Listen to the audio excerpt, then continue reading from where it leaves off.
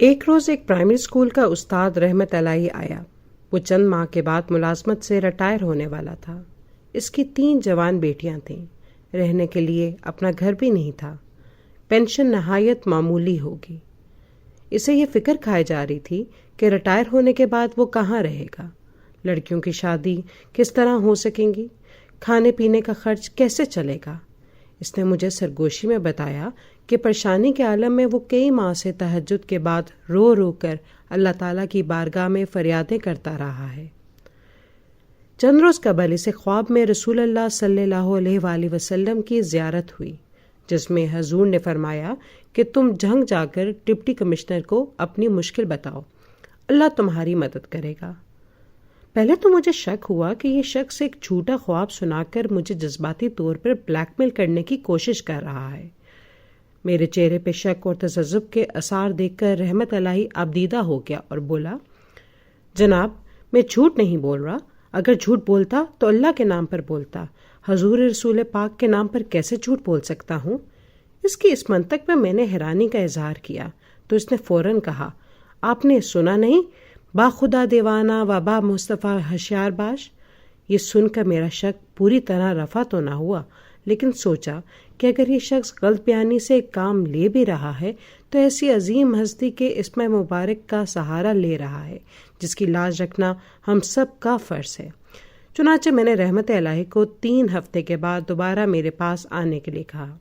اس دوران میں نے خفیہ طور پہ اس کی ذاتی حالات کا کھوج لگایا اور یہ تصدیق ہو گئی کہ وہ اپنے علاقے میں نہایت سچا، پاکیزہ اور پابند صوم و صلاح آدمی مشہور ہے۔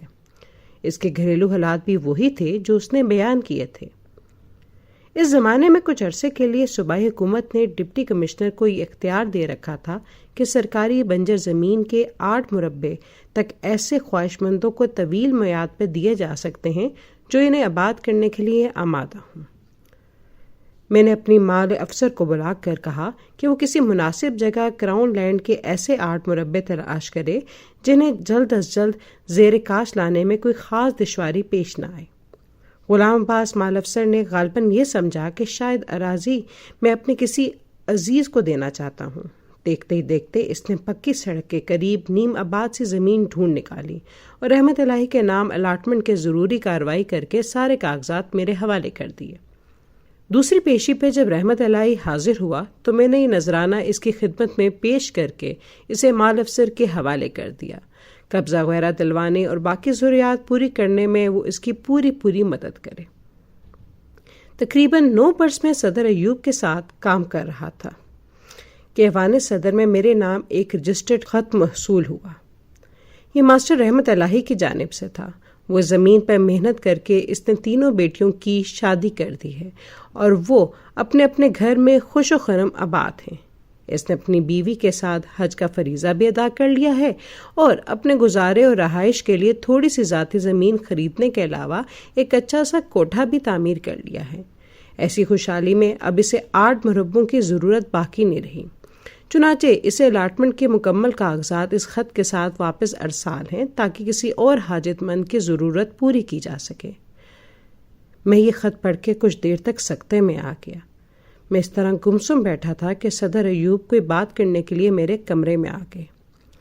کس سوچ میں گم ہو؟ انہوں نے میری حالت بھانپ کر پوچھا۔